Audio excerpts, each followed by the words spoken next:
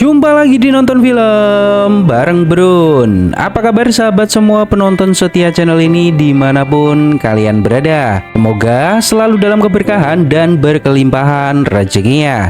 Di episode kali ini sebuah film spesial untuk menemani aktivitas kalian yang berjudul Das Eksperimen. Rilis tahun 2001 dan bercerita tentang sebuah eksperimen sosial yang dilakukan oleh sebuah perusahaan militer. Gimana keseruan ceritanya? Mari kita mulai.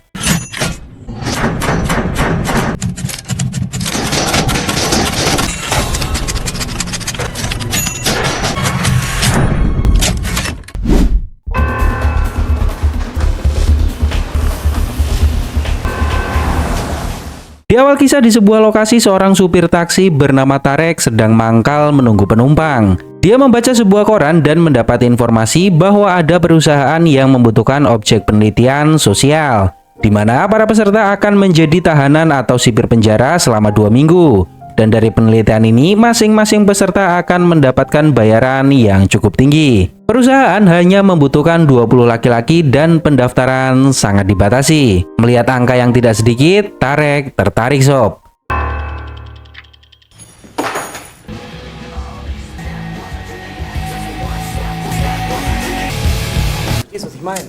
Beberapa waktu kemudian, Tarek datang ke sebuah perusahaan dan terlihat di tempat itu sudah dipenuhi para calon kandidat yang juga ingin mendaftar sebagai peserta eksperimen. Perempuan ini bernama Dr. Grimm, seorang ilmuwan yang menjadi asisten dari eksperimen ini. Grimm menjelaskan bahwa eksperimen ini tidak menimbulkan rasa sakit dan tidak perlu pengobatan.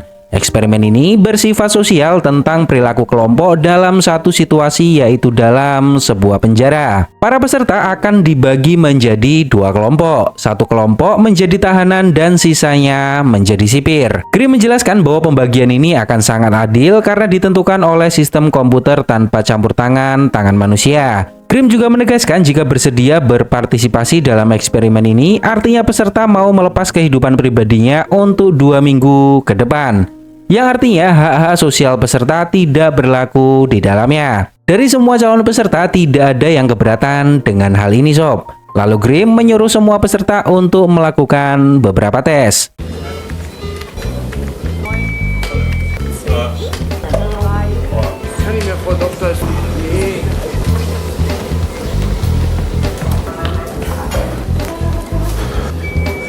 Flugbegleiter? Wird aber Zeit. Herr, kommen Sie bitte mit mir.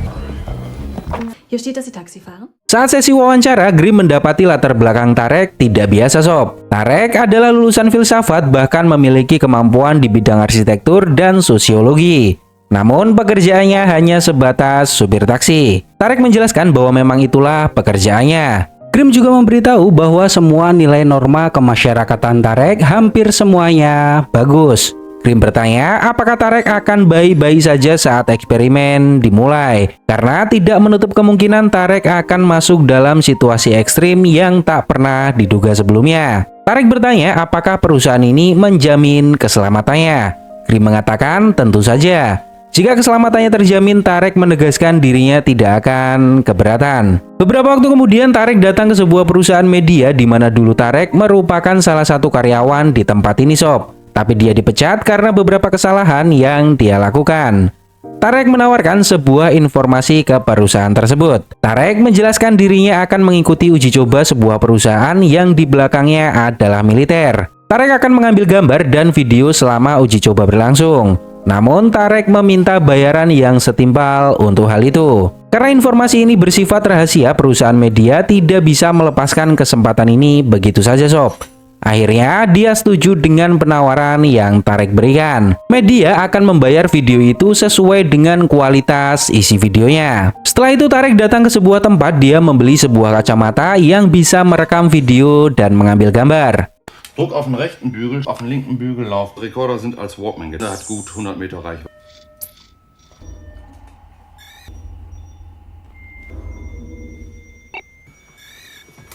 So.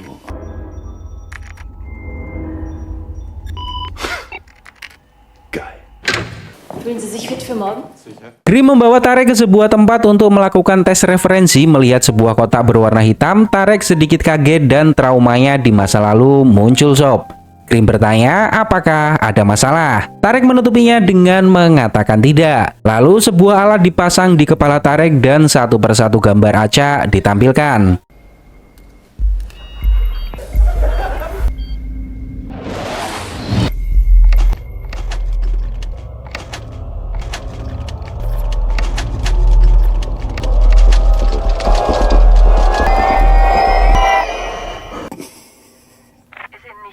Ist alles okay?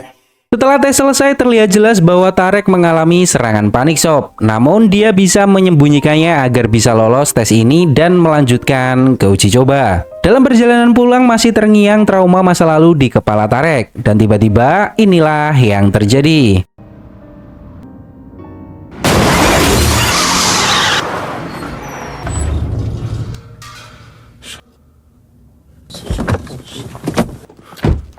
Tarek mendekati mobil yang menabraknya dan mendapati seorang perempuan terlihat linglung. Tarek bertanya, apakah kamu baik-baik saja? Namun perempuan itu tidak menunjukkan ekspresi apapun dan mengatakan ini mobil ayahnya. Tarek bertanya, apakah ayahmu baik-baik saja jika tahu mobilnya rusak? Perempuan ini mengatakan dirinya baru saja mendatangi pemakaman ayahnya. Ternyata tatapan kosong perempuan ini karena kesedihan sob. Ayahnya baru saja meninggal dunia. Tidak tega melihatnya, akhirnya Tarek menawari tumpangan ke perempuan itu. Tarek juga mengobati luka-luka yang ada di kepala perempuan itu. Menurut keyakinan Tarek tidak ada sesuatu yang kebetulan. Pertemuan ini sudah ditakdirkan. Perempuan ini bernama Dora. Tarek bertanya kemana kamu akan pergi. Dora mengatakan dirinya tidak tahu. Lalu Tarek membawa Dora ke apartemennya untuk menenangkan diri. Dora memberitahu bahwa ayahnya berusia 65 tahun dan dirinya sudah 4 tahun tidak pernah bertemu ayahnya lagi. Hal ini benar-benar membuatnya merasa terpukul karena Dora tidak tinggal di sini. Tarek mengatakan bahwa terkadang kehidupan tidak akan berjalan seperti apa yang kita inginkan. Tapi semua itu akan baik-baik saja jika kita menerimanya. Lalu Dora bertanya, apakah aku boleh beristirahat di tempat ini? Tarek mengantar Dora ke kamarnya dan Tarek akan tidur di ruang tamu. Saat Tarek akan keluar, Dora meminta Tarek untuk tetap di sini menemaninya. Tarek bingung apa maksudnya. Tapi kata pepatah, kesempatan bagus tidak datang 2 kali sob. Ich meine hier.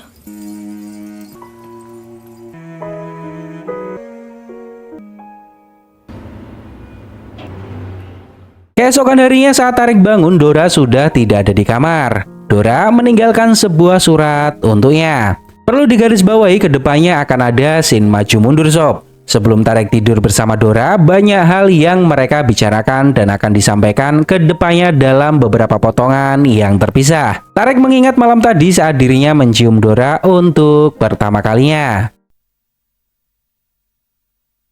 In Professor Tonfuhr Demenz. Di laboratorium, Grim mengenalkan orang yang bertanggung jawab atas eksperimen ini bernama Profesor Ton. Ada 20 peserta terpilih yang sudah melewati berbagai tes dan dinyatakan lolos.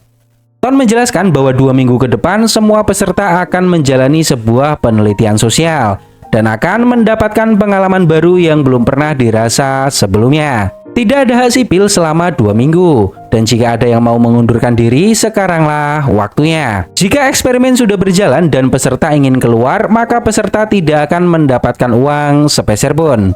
Kekerasan dalam eksperimen ini sangat dilarang. Siapapun yang bertindak menggunakan kekerasan maka akan langsung didiskualifikasi. Akan ada banyak nama di sini sob. Namun kita tidak akan menyebutkan semuanya karena hal itu akan membuat kalian merasa bingung. Silakan perhatikan, ini adalah tokoh-tokoh penting yang akan banyak disebutkan di sepanjang film. Yang pertama Berus, yang kedua Bos, yang ketiga Eckert, yang keempat Kams, dan yang kelima Renzel. Mereka akan menjadi sipir dalam penelitian ini dan sisanya akan menjadi tahanan.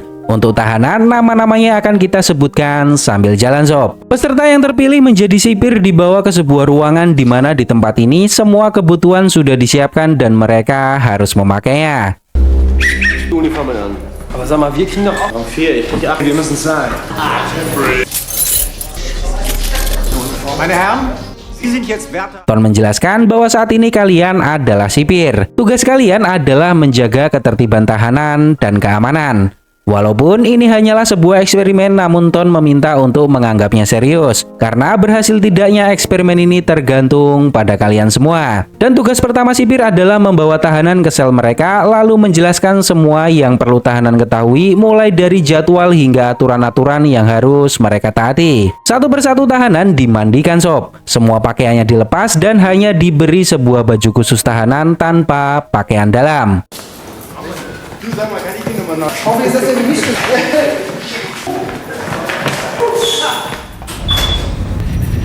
Hier Weiberkittel. Wahrscheinlich müssen wir auch noch im Sitz. Ruhe 69. Auf geht's. Kita masuk di hari pertama sob. Mereka dibawa ke ruang bawah tanah yang sudah disiapkan. Di tempat ini benar-benar sudah didesain layaknya penjara sungguhan. Di momen ini mereka masih bercanda karena mereka anggap ini adalah sebuah permainan simulasi yang menyenangkan.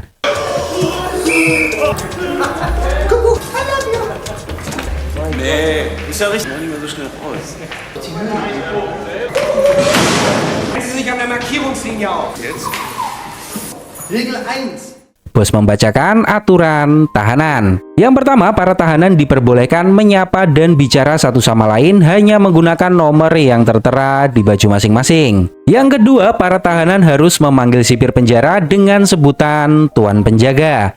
Mereka tertawa mendengarnya sob, karena yang mereka tahu ini adalah sebuah permainan. Yang ketiga, saat lampu dimatikan, tahanan tidak boleh berbicara sama sekali. Yang keempat, makanan yang disajikan harus dihabiskan tanpa terkecuali. Yang kelima, setiap perintah sipir harus dipatuhi tanpa alasan dan harus segera dilakukan. Dan yang keenam, jika gagal mematuhi aturan maka akan mendapat hukuman. Salah satu tahanan bertanya apa hukuman yang akan kita terima. Bos mengatakan tidak tahu, kita akan memikirkannya nanti. Lalu tahanan dibagi menjadi beberapa kelompok, satu sel diisi oleh 3 tahanan.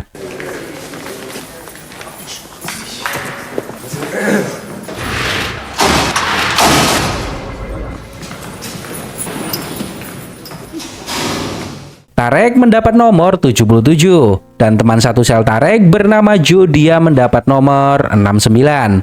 Lalu satu lagi seorang pria yang tidak mau menyebut namanya, hanya menyebut nomornya yaitu 38. Dalam rekaman wawancara sebelum mereka ikut dalam eksperimen ini, rata-rata dari mereka tergiur karena uang. Dan mereka semua bersih, belum pernah terkena kasus pidana hingga masuk ke dalam penjara. Pekerjaan mereka juga bermacam-macam sob, mulai dari supir taksi hingga seorang eksekutif muda.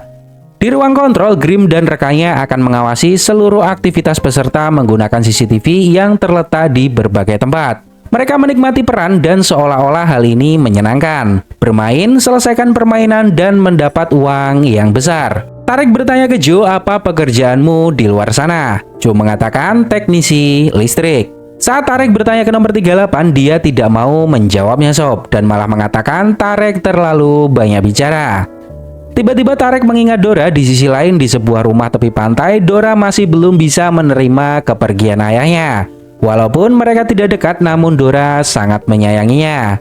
Tarek juga mengingat malam itu saat dirinya tidur bersama Dora. Para tahanan diberi waktu untuk berolahraga dan mereka memilih bermain basket. Ey, Hosenscheide.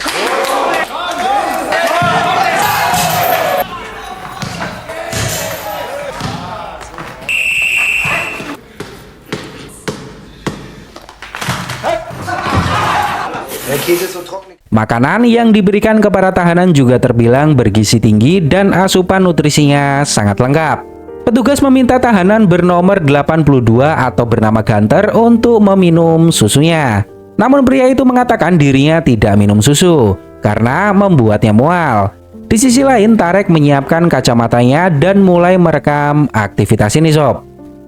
Eckert menjelaskan bahwa semua makanan harus dihabiskan. Tapi 82 bersikeras dirinya tidak bisa minum susu. Nah, mulai dari sini ketegangan dimulai sob. Tarek sengaja mengambil susu milik tahanan 82 dan meminumnya hingga habis. Lalu Tarek mengatakan masalahnya sudah selesai sambil tertawa. Eckert ini di kehidupan nyata profesinya sebagai penyanyi sob. Untuk sipir, mereka bebas pergi keluar dan tidak terikat oleh waktu, asalkan situasi di dalam kondusif. Lalu tiba-tiba Kams mendekati Eckert dan mengatakan bahwa Eckert tidak boleh terlihat lemah. Dan Eckert tidak boleh membiarkan para tahanan mempermainkannya. Jika Eckert menyuruh tahanan minum susu, maka mereka harus melakukannya. Eckert bertanya, apa yang harus aku lakukan? Kems mengatakan berikan mereka hukuman agar tidak seenaknya sendiri. Kems bertanya ke bos apakah bos memiliki anak. Bos mengatakan punya dan masih kecil. Lalu Kems bertanya hal yang sama ke Berus. Namun di sini Berus tidak begitu suka ditanya tentang anak. Tiba-tiba Eckert keluar dari ruang sipir dan pergi menuju ruang tahanan. Ternyata Eckert kemakan omongan Kemsop. Dia memanggil Tarek atau tahanan 77 dengan nada bicara yang tinggi. Tarek bertanya, tidak bisakah kamu bicara lebih ramah? Lalu Eckert menyuruh semua tahanan di sel Tarek keluar untuk melakukan push up. Karena aturan dalam eksperimen ini semua perintah sipir harus segera dilaksanakan, mereka bertiga tidak bisa menolaknya sob. Jika melawan, mereka akan didiskualifikasi. Teman-teman sipir melihat kejadian ini dan tertawa. Rasa angkuh dan semena-mena mulai muncul sedikit demi sedikit. Walaupun hanya sebuah simulasi, namun yang memiliki kuasalah yang menang. Mereka terlihat puas dengan akting yang Eckert lakukan. Masuk ke hari kedua, di meja makan masih sama dengan hari sebelumnya. Tarek menyalakan kamera kacamatanya dan kali ini Eckert menjadi lebih songong sob. Dia mendekati tahanan 82 atau Gunter dan memintanya untuk meminum susunya. Di sini Gunter masih menjelaskan bahwa dirinya tidak bisa minum susu karena ada masalah pada lambungnya. Namun Eckert tidak peduli, aturan tetaplah aturan. Dan hal ini membuat semua tahanan terdiam bingung. Mereka merasa sipir mulai kurang ajar dan bersikap berlebihan. Eckert menegaskan jika Gunter tidak mau minum susu, maka Gunter harus push up. Gunter juga memberitahu bahwa punggungnya memiliki masalah dan dia tidak bisa push up. Tiba-tiba Tarek meminta semua tahanan melakukan push up untuk menggantikan posisi Gunter. Dan mereka dengan senang hati melakukannya. Di ruang sipir mereka mulai berdiskusi sob, bagaimana jika Gunter memang alergi terhadap susu. Namun Eckert mengatakan itu adalah omong kosong. Semua ini hanya akal-akalan Tarek untuk mempermalukan kita. Saat Berus mendekat, dari belakang Eckert menutup hidung karena tubuh Berus bau. Dan teman-teman yang lain menertawakan di belakangnya. Eckert dan Berus mendatangi kamar Tarek untuk pemeriksaan kamar. Dan Eckert ini sengaja cari kesalahan sob.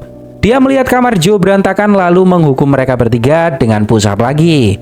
Tarek menyalakan kembali kameranya, namun sepertinya tahanan 38 menyadari apa yang dilakukan Tarek. Lalu Tarek membuat keributan seperti ini sob. Oh. Bis 3, dann ist das Bett gemacht. Und 2?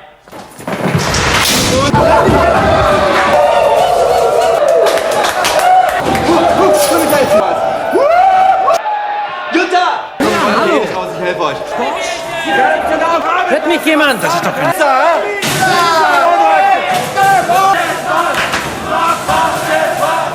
Dia juga memprovokasi tahanan yang lain yang akhirnya terjadi keributan kecil di ruang tahanan. Perlu diketahui bahwa Tarek sengaja melakukan hal ini untuk memancing sebuah kejadian. Karena tujuannya ikut dalam eksperimen ini mencari informasi yang menarik yang akan dia jual ke perusahaan media. Di ruang sipir, Kems memberitahu temannya bahwa kita harus melakukan sebuah tindakan. Jika tidak, mereka akan terus seperti ini. Dia juga mengatakan bahwa tahanan nomor 77 adalah biangkero dan harus diberi pelajaran. Sedikit demi sedikit, ego mulai muncul dari para sipir. Mereka menganggap memiliki kuasa dan mereka tidak boleh dikalahkan oleh tahanan. Di sisi lain, Ton dan para dokter mengawasi kejadian ini. Hal ini sama persis seperti apa yang mereka inginkan. Dan mereka penasaran apa yang akan terjadi berikutnya.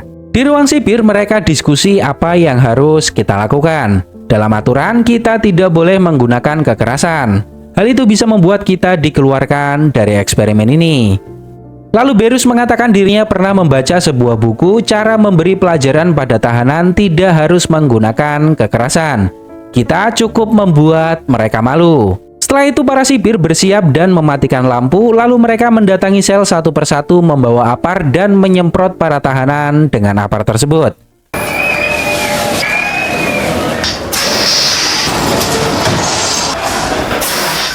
Stunden, das ist doch unglaublich. Sipir mengeluarkan ranjang tempat tahanan tidur, lalu menelanjangi semua tahanan. Hal ini membuat Tarek sedikit tertekan. Dia bertanya, apa yang kalian lakukan? Semua ini hanya permainan dan apa yang kalian lakukan sudah berlebihan. Namun Berus dan kawan-kawan tidak peduli sob. Semua tahanan dibiarkan telanjang sepanjang malam.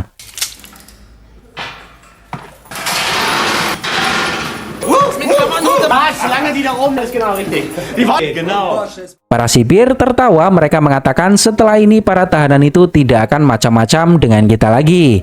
Dari kamera pengawas, Grim mendapati tangan Berus mengalami kejang.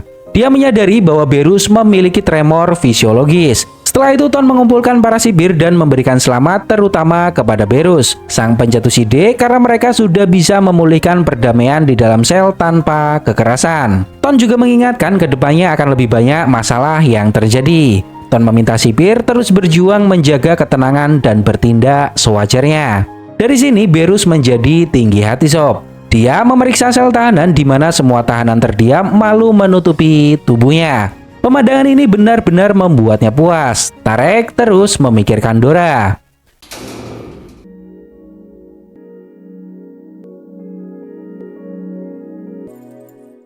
Di sisi lain, Dora mencoba menghubungi Tarek namun hanya terhubung pada pesan suara. Setelah beberapa waktu, bos tidak tega melihat Tarek terus berada di luar selnya. Lalu dia membuka borgol Tarek dan menyuruhnya kembali ke sel.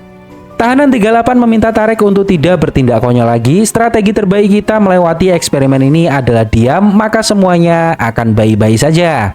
Jika Tarek membuat keributan lagi, kita semua akan menerima hukuman yang entah apa selanjutnya. Masuk ke hari ketiga, perselisihan antara sipir dan tahanan malah makin panas sob. Kems mengatakan bahwa kita masih memiliki waktu 11 hari lagi. Dia memberi saran agar kejadian semalam tidak terulang lagi. Kita bekerja sama melakukan peran masing-masing sampai selesai dan pergi dari tempat ini membawa uang. Itu akan jauh lebih mudah daripada saling membuat keributan dan muncul konflik pribadi di antara kita. Lalu Kems bertanya ke Tarek apakah Tarek bisa menerima hal ini. Tarek mengatakan bisa. Namun jawaban ini tidak membuat Kems puas sob. Dia meminta Tarek menjawab siap tuan penjaga. Terlihat jelas wajah tidak terima Tarek, namun mau tidak mau dia tetap harus mengatakannya. Tarek merekam saat Gunter terpaksa meminum susunya dan benar saja. Setelah dia meminum susu, Gunter langsung muntah.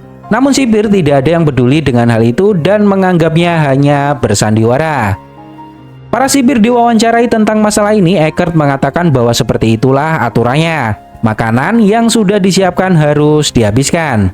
Jika tidak, maka mereka akan mendapat hukuman. Rata-rata sipir juga mengatakan hal yang sama. Jika sipir tidak melakukan sebuah tindakan, maka para tahanan tidak akan bisa diatur. Bahkan Berus berterus terang bahwa sipirlah yang memegang kendali, bukan sebaliknya. Suasana di dalam sel berubah total sob. Yang tadinya ceria berubah menjadi lebih tegang. Tahanan nomor 38 terus mengawasi pergerakan Tarek. Tarek juga menyadari sepertinya pria itu tahu apa yang sebenarnya Tarek lakukan. Lalu Tarek menyalakan kameranya dan mendekati Gunter. Tarek bertanya apa yang akan Gunter lakukan setelah mendapat uang dari eksperimen ini. Gunter memberitahu bahwa dirinya memiliki kios di ujung jalan. Dan Gunter berencana membeli sebuah mobil yang bagus lalu dia akan memparkirkan mobilnya di depan kios agar orang lain melihatnya. Saat jam malam tiba, Tarek masih belum puas dengan hasil gambar dan video yang dia hasilkan. Butuh sesuatu yang lebih menantang agar videonya dibayar dengan harga yang lebih tinggi. Dan kebetulan Tarek sangat membenci Berus karena dia sudah mempermalukan dirinya malam itu. Saat Berus memeriksa sel sebelum istirahat, Tarek sengaja memprovokasi Berus sob. Cuma minta Tarek untuk berhenti karena mereka tidak mau mendapat hukuman lagi. Namun Tarek tidak peduli. Tarek terus memprovokasinya. Namun di sini, walaupun Berus sudah emosi, dia masih bisa menahannya. Hingga Tarek mengatakan bahwa badan Berus baunya sangat menyengat. Dan hal ini membuat kesabaran Berus mencapai puncaknya sob. Dass du stinkst, Mann! Weißt du was? Eine Seife und wenn du dich da würdest du wahrscheinlich auch nicht mehr so stinken. Ich habe mal in so einem Buch gelesen, es gibt das. Halt dein Maul zu, du Mädchen. Du schlägst nicht zu. Dia membuka sel namun dia ingat tidak boleh menggunakan kekerasan. Setelah itu Berus pergi ke kamar mandi dan membersihkan ketiaknya. Karena memang faktanya badannya bau. Bukan Tarek yang pertama mengatakannya, namun teman-teman sipirnya. Tapi Tareklah yang terang-terangan mengatakan hal itu di depannya. Saat di kamar mandi, tahanan 38 mengambil kacamata milik Tarek. Dia tahu bahwa kacamata ini digunakan untuk merekam dan mengambil gambar. Tahanan 38 bertanya, untuk siapa kamu bekerja? Tahanan 38 mengenalkan dirinya bernama Robert. Dia adalah seorang pilot dan ternyata Robert juga memiliki misi yang sama dengan Tarek. Mengamati dan melaporkan apa yang terjadi di dalam sini. Hanya saja bos mereka berbeda. Robert dipekerjakan oleh militer dan Tarek bekerja untuk media. Karena sama-sama memiliki rahasia, mereka sepakat untuk menyembunyikan informasi ini. Robert tahu Tarek selalu memancing perhatian sipir untuk memancing momen. Namun Robert tidak akan membiarkan Tarek merusak semuanya karena perselisihan. Tugas Robert hanya mengawasi dan Robert tidak mau termakan manipulasi dari Tarek ataupun dari sipir. Dora sampai detik ini masih berduka sob. Dia depresi karena kehilangan ayah. Dia juga memiliki sebuah pistol namun belum diketahui apa maksud Dora membawa pistol tersebut.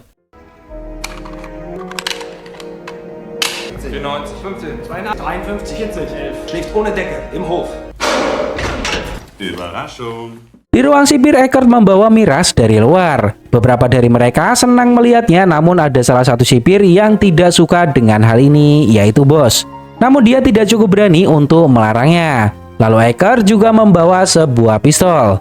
Kems bertanya, apakah kamu sudah gila? Eckert menjelaskan bahwa ini hanya pistol gas tanpa peluru. Benda ini cukup untuk menakuti para tahanan. Dora berencana pergi ke rumah Tarek. Dia juga menelpon temannya dan memberitahu bahwa Dora tidak jadi menjual rumah tepi pantai peninggalan ayahnya.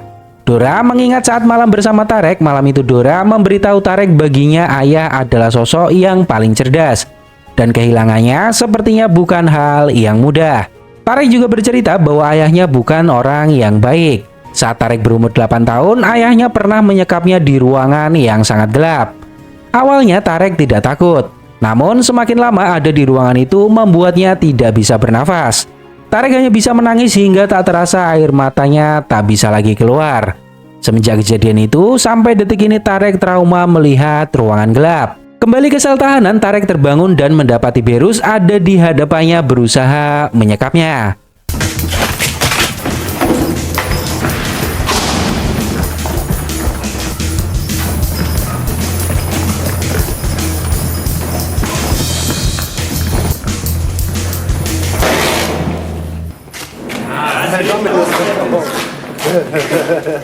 Immer schön anschnallen, Süßer.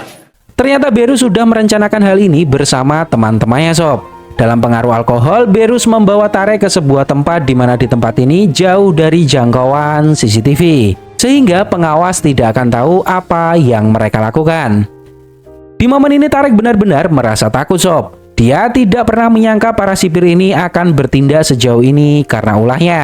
Berus membawa sebuah mesin cukur dan menggunduli rambut Tarek rame-rame. Stillhalten, sonst wird das... Das soll ordentlich aussehen.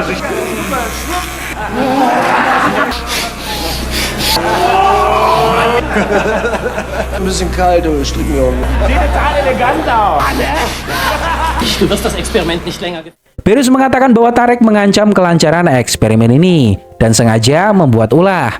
Mereka semua tidak mau kehilangan uang hanya karena terpancing ulah Tarek. Berus meminta Tarek untuk mengundurkan diri, jika tidak maka Berus dan kawan-kawan akan terus melakukan hal ini pada Tarek selama sisa hari yang masih ada. Karena Tarek benar-benar takut, dia mengiyakan ucapan Berus. Lalu Eckert menjatuhkan Tarek dari kursi dan mereka mengencingi Tarek rame-rame. Hat das etwa wehgetan? Mal bisschen, ne?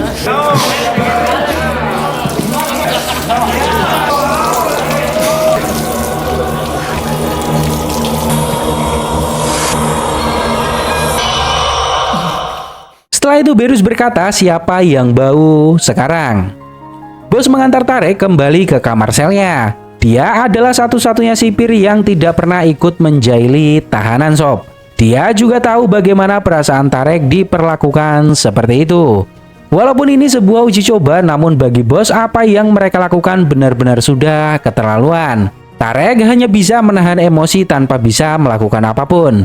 Jika dia berontak dan terjadi kontak fisik, maka Tareklah yang akan kehilangan kesempatan dan uang dari eksperimen ini. Masuk ke hari keempat, Tarek diinterogasi oleh pengawas. Para sipir melaporkan bahwa Tarek sendiri yang menginginkan potong rambut. Di momen ini Tarek tahu bahwa sipir melaporkan hal yang berlawanan. Tarek juga tidak bisa berterus terang pada pengawas dia mengiyakan hal itu.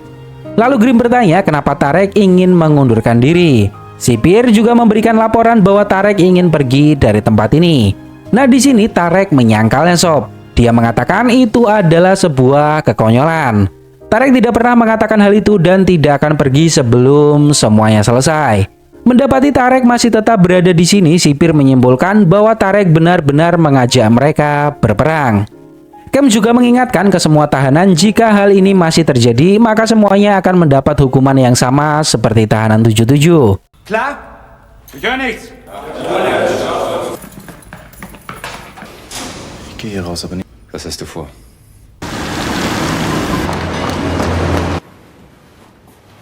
Dora mendatangi apartemen Tarek. Namun ternyata tidak ada orang di apartemennya. Dia menunggu hingga beberapa saat namun tetap tidak menemukan siapapun. Lalu Dora memutuskan untuk meninggalkan surat ke kotak surat Tarek.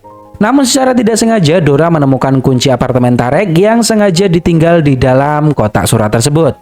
Akhirnya Dora memutuskan untuk masuk ke apartemen Tarek.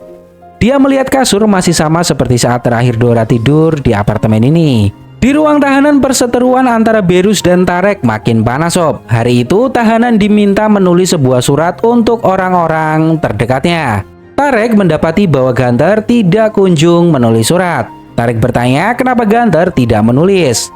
Sambil menangis Gunter mengatakan dirinya tidak punya siapa-siapa dan tidak tahu harus mengirim surat untuk siapa. Ternyata selama ini Gunter berbohong tentang dirinya memiliki kios di ujung jalan. Gunter tidak pernah memiliki apapun dan dia hidup serabutan. Bahkan tidak ada seorang pun yang dia kenal. Lalu Tarek menyuruh Gunter untuk menulis surat padanya. Semakin hari para sipir ini semakin songong dan keterlaluan sob. Sedikit saja gangguan, mereka ramai-ramai menghukum tahanan semau mereka. Di ruang pengawasan, Grimm mengatakan bahwa setelah ruangan itu tidak ada lagi kamera CCTV. Dia bertanya ke Profesor Ton apakah Ton tidak khawatir tentang apa yang mereka lakukan pada tahanan. Profesor Ton malah mengatakan bahwa saat ini sedang terjadi perebutan kekuasaan antara Berus dan tahanan 77. Semua ini sudah sesuai dugaan dan akan berlanjut ke tahap berikutnya. Kita tidak akan menghentikan ini dan akan terus mengamati apa yang terjadi berikutnya. Tarek diam-diam mencuri sebuah pensil, bos melihatnya namun dia diam saja. Lalu Tarek membuat ulah lagi di ruang tersebut sob. Dia merobek kertas dan hal ini memancing amarah Berus. Dann los. Moment noch. Raustreten! Du scheinst kein Interesse am Brief. Das war auch dein letzter. Links um. 2, 3, 4. Putzemann in unser Viva Putzemann. Wer ist morgen im Text? Ternyata Tarek merobek kertas suratnya hanyalah sebuah pengalian. Robert membawakan sebuah kertas untuk Tarek dan memberikannya di dalam sel. Robert mengatakan bahwa dirinya tidak akan membantu Tarek lagi. Mungkin Tarek punya misi lain dalam uji coba ini.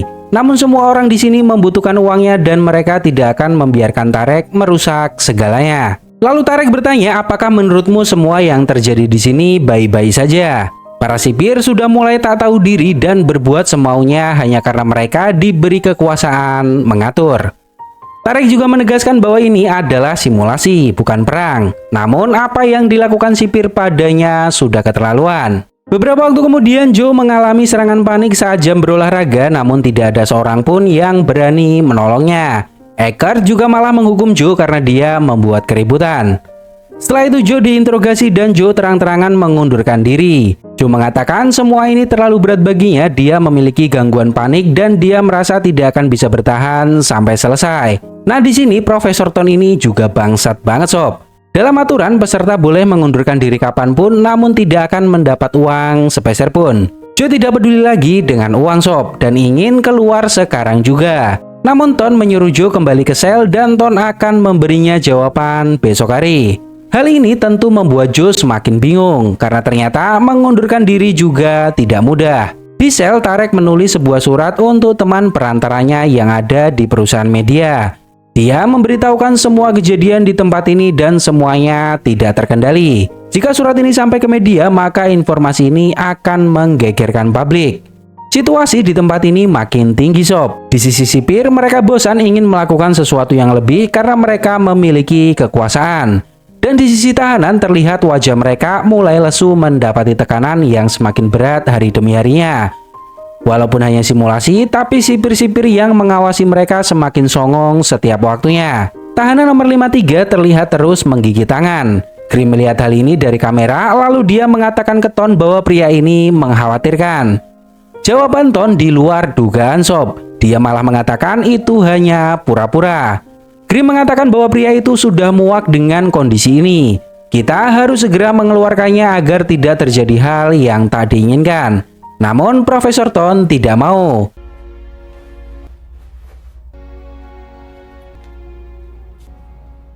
Di apartemen, Dora berniat menunggu Tarek sampai dia kembali.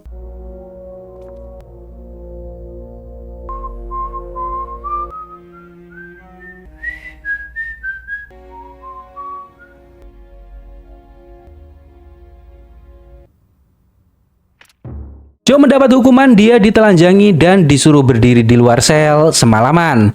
Lalu tiba-tiba tahanan 53 tidak bisa lagi menahan diri. Dia terus berteriak dan ingin keluar dari tempat ini sob. Tarek memanfaatkan kesempatan ini untuk merekam momen dan inilah yang dia dapati.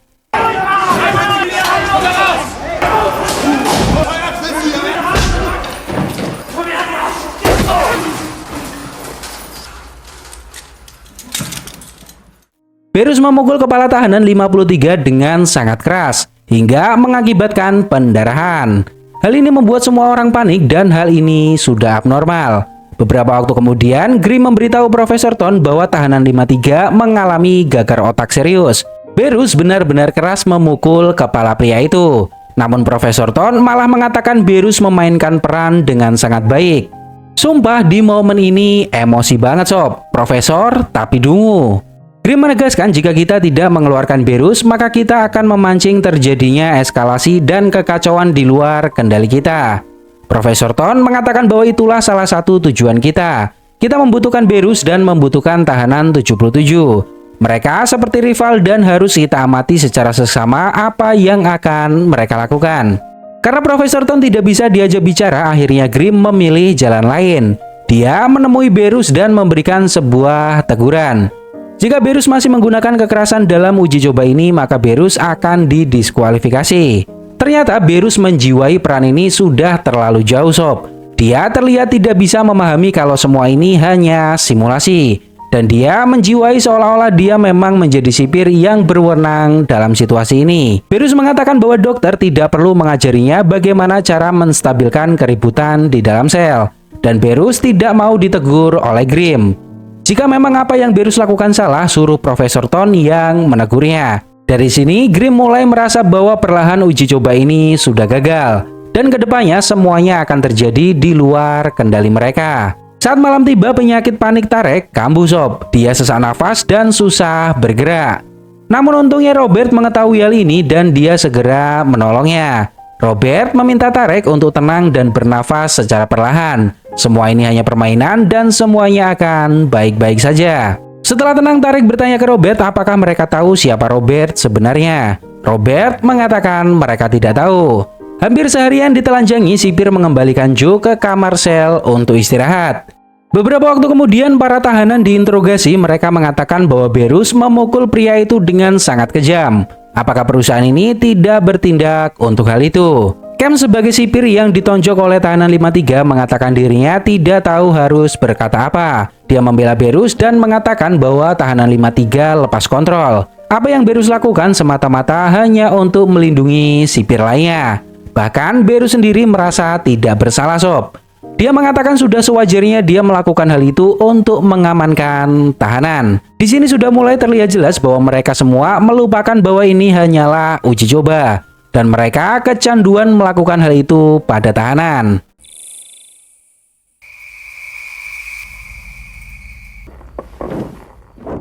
Saat Tarek tidur, Joe buang air kecil di kasur dan mengenainya. Tarek bangun dan ternyata Joe sakit parah.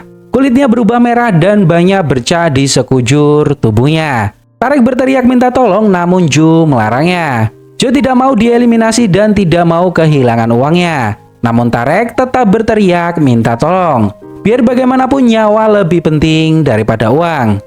Akhirnya Joe dibawa keluar oleh sipir. Lalu satu persatu tahanan dilakukan tes urin untuk memastikan kesehatan mereka.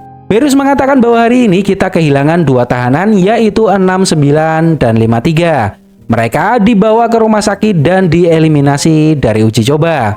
Berus juga memberitahu jika ada lagi tahanan yang membuat keributan, maka sipir akan memasukkannya ke dalam sebuah kotak yang sudah disiapkan untuk uji coba. Melihat kotak hitam itu, Tarek sedikit banyak teringat trauma masa kecilnya sob. Lalu Berus menyuruh mereka bersiap karena hari ini mereka akan mendapatkan tamu. Berus juga sengaja memprovokasi Gunter. Dia tahu kalau tidak ada seorang pun yang akan menemui Gunter hari ini, karena Gunter tidak memiliki siapapun. Bahkan Berus membacakan surat yang Gunter tulis untuk Tarek. Berus mengatakan bahwa Gunter adalah seorang homo karena mengirim surat ke Tarek. Hal ini benar-benar membuat Tarek marah sob. Dia hampir saja kelepasan ingin menonjok Berus. Namun Berus memanfaatkan kesempatan ini untuk menghukum Tarek karena dia mencoba melakukan penyerangan ke sipir. Lalu Berus menyuruh Tarek membersihkan kloset dengan pakaiannya. Grim mendapati kotak hitam itu dikeluarkan. Lalu Grim menemui Profesor Ton. Dia mengatakan bahwa kotak itu tidak perlu dikeluarkan karena akan memicu kejadian yang tidak kita inginkan. Ton menjelaskan bahwa kotak itu hanya untuk tekanan psikologis tahanan, tidak lebih. Kotak itu hanya terbuat dari kayu dan mudah dibongkar, tidak akan melukai tahanan. Kita sudah setengah jalan, banyak otoritas yang mengirim surat ke Ton dan mereka menunggu hasil dari penelitian ini. Grim menegaskan bahwa tahanan 53 dan 69 kritis di rumah sakit.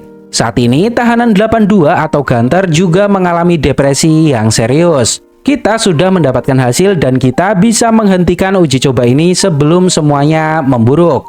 Namun Profesor Ton mengatakan saat ini kita sedang berada dalam posisi stabil. Selama ini tidak ada kejadian di luar kendali kita. Sumpah ini Profesor bener-bener dungu sob.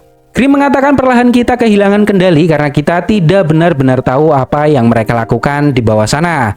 Grim mengancam akan keluar dari eksperimen ini jika Ton tidak menghentikannya. Ton mengatakan dalam 3 jam ke depan dia akan menemui komite dan Ton benar-benar butuh laporan dari Grim. Grim tidak bisa menyerah sekarang.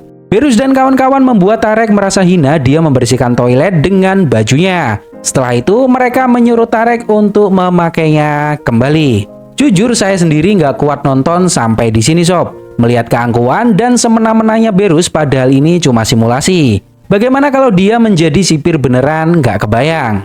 Belum selesai sampai di sini, Berus menyuruh semua tahanan untuk naik menemui pengunjung.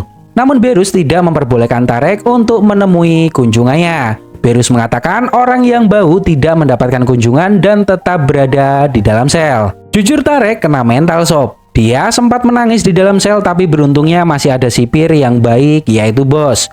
Dia mengantarkan baju bersih ke Tarek dan menyuruhnya untuk naik ke atas menemui pengunjungnya. Tarek bertanya kenapa kamu menolongku. Bos mengatakan dirinya tidak tega melihat rekan-rekannya memperlakukan tahanan seperti ini. Semua ini hanya simulasi namun mereka sudah keterlaluan. Lalu Tarek menitipkan sebuah surat ke Bos dan meminta Bos untuk mengantarkannya ke kantin. Seseorang akan menemuinya di sana. Saat Tarek sampai di ruang kunjungan, ternyata Dora yang mengunjunginya sob. Dan hal ini membuatnya bahagia. Tarek bertanya bagaimana Dora menemukannya. Dora mengatakan bahwa dirinya datang ke apartemen Tarek dan mendapati kunci apartemen ada di kotak surat, lalu Dora tinggal di sana. Awalnya Dora mengira Tarek pergi bekerja dan akan kembali. Lalu Dora tidak sengaja membaca kontrak Tarek yang mengikuti uji coba ini. Dora datang menggantikan teman Tarek yang seharusnya datang ke sini. Dora bertanya berapa lama lagi Tarek berada di sini. Tarek mengatakan 9 hari. Dora memberitahu bahwa dirinya harus kembali ke Kanada. Dora meminta Tarek untuk ikut dengannya dan hidup bersama. Dora bertanya apakah Tarek bisa keluar dari sini sekarang. Tarek meminta bantuan ke Dora. Di lantai atas ada kafe dan seorang petugas akan menemui Dora membawa surat. Tarek meminta Dora menyerahkan surat itu pada teman Tarek. Tarek juga mengatakan dirinya mencintai Dora dan meminta Dora untuk menunggunya keluar.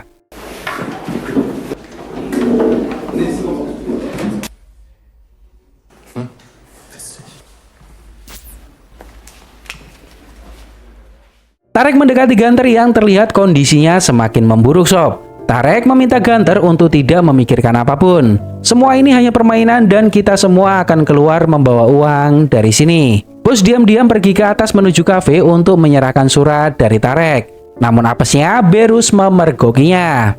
Dora menunggu di kafe dan tak lama setelah itu petugas yang mendatangi Dora ternyata adalah Berus. Namun karena Dora tidak tahu, Dora bertanya apakah Tarek menitipkan surat padamu.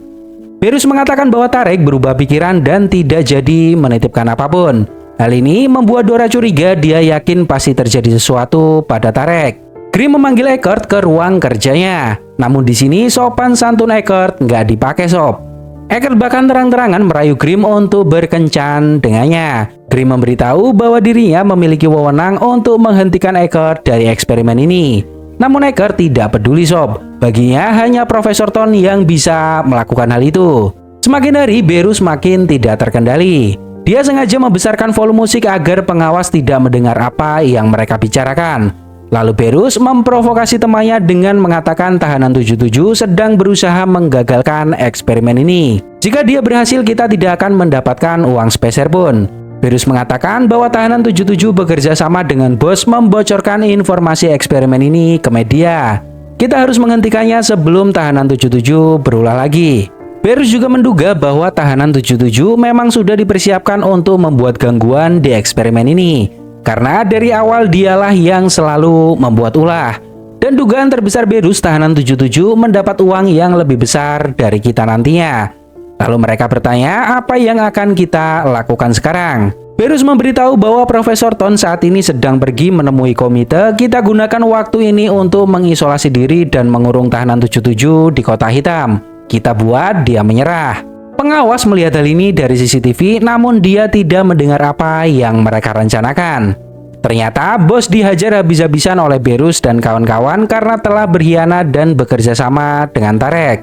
Mendapati hal ini, pengawas segera menelpon Profesor Ton, namun teleponnya tidak tersambung dan pengawas hanya meninggalkan sebuah pesan suara.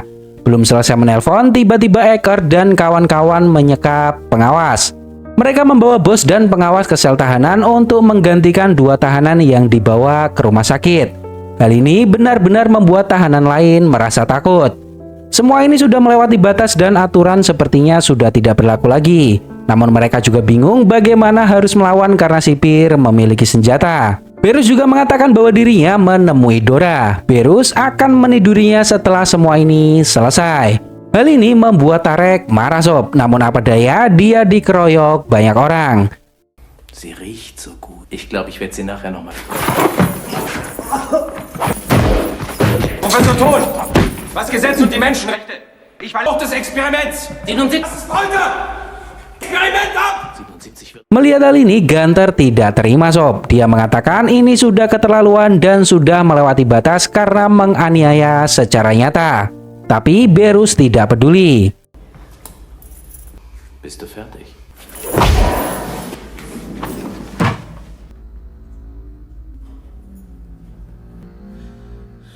Dia refleks memukul kepala Gunter hingga Gunter tidak sadarkan diri. Para sipir hanya bisa diam dan kaget melihat hal itu. Mereka baru sadar bahwa Berus bertindak sudah melebihi batas. Lalu Berus menyuruh teman-temannya memasukkan Tarek ke Kota Hitam. Tarek mengalami dejavu trauma masa kecil berada dalam Kota Hitam yang sangat gelap. Dora memiliki perasaan yang tidak enak. Dia mencoba menghubungi kantor Grimm namun tidak ada yang mengangkatnya. Para sipir asik bermain poker sambil ngebir, anjrit. Para tahanan tidak tega melihat Gunter diikat dan darah terus menetes ke lantai. Namun mereka tidak bisa melakukan apapun. Semua tahanan diikat dan mulutnya ditutup oleh lakban. Di dalam Kota Hitam, Tarek menemukan sebuah obeng. Dia menggunakan obeng tersebut untuk membobol kotak. Dia menyadari kotak ini tidak terbuat dari besi, melainkan kayu. Dr. Grimm baru saja kembali ke kantor. Dia mendengar suara telepon berdering. Namun saat dia sampai di ruang kerjanya, Dora menutup telepon karena lama tak diangkat. Lalu Grimm melihat CCTV di mana semuanya sudah kacau. Tiba-tiba Berus mendatangi Grimm dan menyekapnya sob. Eckert menelanjangi Grimm dan menyuruhnya memakai baju tahanan. Di tempat yang berbeda, ternyata Profesor Ton sedang mendatangi sebuah pesta bertemu para komite. Lalu Ton membuka pesan suara yang masuk ke HP-nya, dan itu adalah pesan dari pengawas. Mendapati hal ini, Ton segera tancap gas kembali ke lokasi uji coba. Mereka membawa Grimm ke sel tahanan. Situasi ini benar-benar sudah tidak terkontrol. Di momen ini Kems menyadari bahwa semua ini salah. Berus melakukan semua ini karena dendam dan ego. Kems tidak mau ikut bertanggung jawab atas semua yang Berus lakukan. Kems memang menikmati uji coba ini, namun kekerasan Kems tidak setuju. Berus tidak peduli dengan hal itu sob. Dia menyuruh Kems pergi meninggalkan tempat ini jika sudah tidak mau bekerja sama lagi. Saat Berus naik ke kafe membeli minum, tiba-tiba Dora muncul dan hal ini mengejutkan Berus. Dora bersikeras ingin bertemu Tarek sekarang. Jika tidak diperbolehkan, maka Dora akan menelpon polisi untuk memeriksa tempat ini. Karena tidak mau hal itu terjadi, Berus membawa Dora masuk untuk menemui Tarek. Eckert tidak bisa menahan Johnny ya sob. Dia mendatangi sel Grimm dan menutup sel dengan selimut. Lalu Eckert merudah paksa Grimm secara terang-terangan.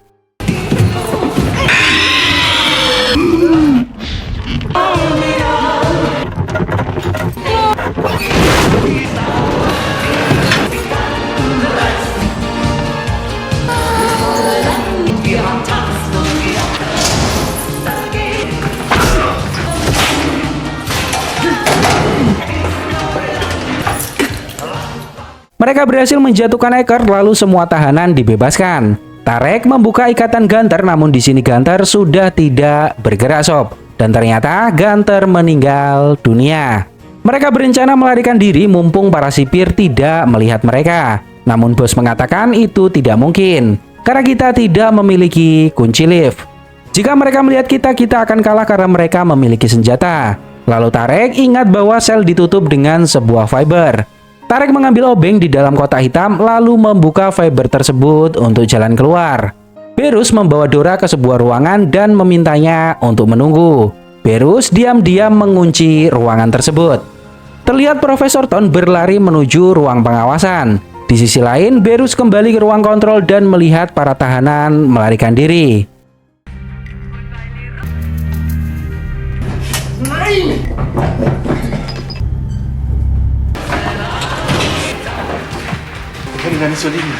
Sebelum pergi, Tarek mengatakan ke Robert bahwa kita tidak bisa membiarkan jasad Gunter seperti itu. Lalu mereka membawa jasad Gunter dan menaruhnya di atas ranjang.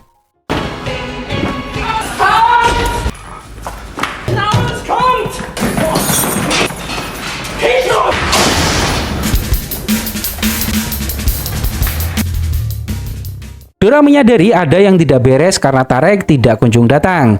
Lalu dia memutuskan untuk mencari sendiri. Terjadi kejar-kejaran di ruang bawah tanah. Karena bos lambat berlari, dia terpisah dari kelompok dan mencari jalan lain. Para tahanan terpojok di sebuah tempat. Berus dan kawan-kawan berhasil menangkapnya dan memborgol mereka agar tidak kabur. Lalu Berus melanjutkan pencarian sisa tahanan. Profesor Ton sampai di sel tahanan yang terlihat berantakan. Ton menyadari bahwa sesuatu telah terjadi di luar kendali. Di sisi lain, Dora menyusuri gedung mencari keberadaan Tarek. Ton bertemu Eckert dan tidak sengaja Eckert menodongkan pistol ke Profesor Ton. Eckert meminta maaf karena dirinya lepas kontrol. Ton bertanya apa yang sebenarnya terjadi di sini.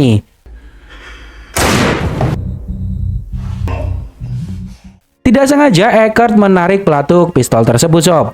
Walaupun pistol itu tidak berisi peluru, namun tekanan anginnya tetap bisa melukai manusia. Dora mendengar suara tembakan lalu dia bergegas menuju sumber suara. Di sebuah ruangan Eckert menemukan bos. Karena takut, bos lari.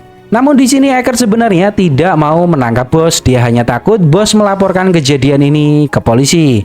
Namun bos tidak mau mendengar penjelasan Eckert dan ini yang dia lakukan.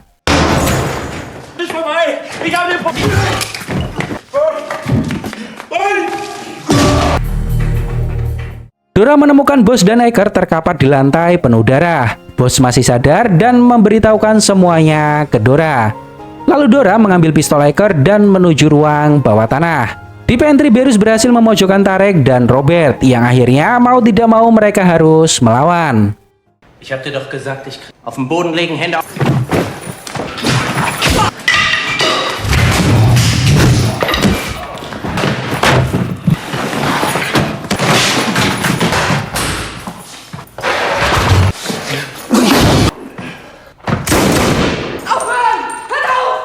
Di waktu yang tepat, Dora datang membawa senjata kosong dan meminta semuanya untuk berhenti. Namun Rangel tahu senjata itu kosong dan dengan pedenya dia menyerang Dora.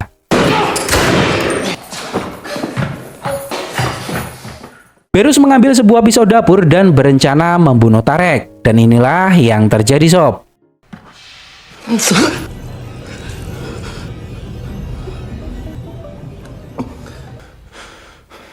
Di momen ini entah apa yang ada dalam pikiran Berus, dia terlihat menyesal dan ketakutan. Berus mengatakan bahwa Tareklah yang memulai semua ini. Robert menjatuhkan Berus dan ingin membunuhnya. Robert mengatakan bahwa Berus adalah binatang yang telah membunuh Gunter di tempat ini.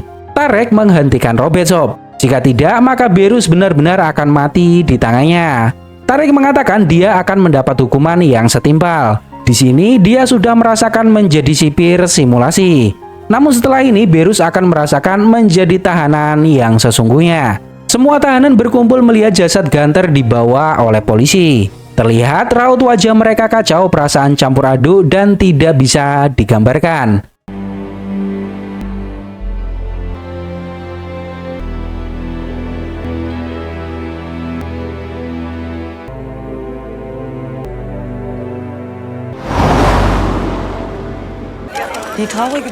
Hasil uji coba yang dilakukan oleh Profesor Ton benar-benar menyedihkan. Ada 3 korban jiwa dan 3 luka yang parah. Profesor Ton harus mempertanggungjawabkan semua eksperimen ini di pengadilan. Karena jelas eksperimen ini gagal setelah 2 hari berjalan. Jaksa wilayah melakukan penyelidikan terhadap kasus pembunuhan yang dilakukan Berus dan kawan-kawan. Semua yang terlibat bisa dipastikan akan masuk penjara untuk waktu yang lama. Menurut kesaksian Grimm, seharusnya semua ini bisa dicegah lebih awal. Namun Profesor Ton tidak mau dan tetap melanjutkannya sehingga membuat kondisi tidak terkendali. Di akhir cerita, di rumah tepi pantai, Tarek dan Dora menikmati indahnya lautan. Dora memutuskan untuk tidak kembali ke Kanada dan hidup bersama Tarek. Sedikit tambahan, Sob, uji coba ini dilakukan untuk mencari solusi tentang kekerasan yang terjadi dalam penjara dan konflik antara tahanan dan sipir yang selama ini terjadi. Mereka ingin mencari jawaban bagaimana mengatasi hal itu tanpa kekerasan. Namun faktanya, kekerasan selalu menjadi elemen utama dan sudah mengakar. Kekuasaan atau pangkat yang dianggap lebih tinggi menimbulkan sikap angkuh, semena-mena terhadap orang, tidak mau kalah, dan yang paling penting semua ini menyebabkan kecanduan. Kalau kata orang Jawa, Sob, ojo dumeh, jangan mentang-mentang. Ojo dumeh polisi, ojo dumeh pejabat, ojo dumeh presiden, ojo dumeh kiai, ojo dumeh bojone menteri.